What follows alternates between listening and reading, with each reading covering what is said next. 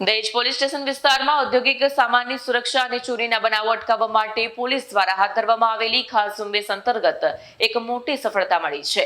દહેજ ભરૂચ હાઈવે પર આવેલી મહાદેવ હોટલના પાર્કિંગમાં ટેન્કરમાંથી ગેરકાયદેસર રીતે કેમિકલ કાઢી રહેલા 2 ડ્રાઈવરોને પોલીસે રંગે હાથ ઝડપી પાડી ₹1.25 કરોડથી વધુનો મુદ્દામાલ જપ્ત કર્યો છે। દહેજ પોલીસની ટીમ પેટ્રોલિંગમાં હતી તે દરમિયાન બાતમી મળી હતી કે દહેજ ભરૂચ રોડ ઉપર નાયરા પેટ્રોલ પંપની બાજુમાં આવેલ મહાદેવ હોટલના પાર્કિંગમાં કેટલાક ઇસમો ટેન્કરમાંથી કેમિકલની ચોરી કરી રહ્યા છે।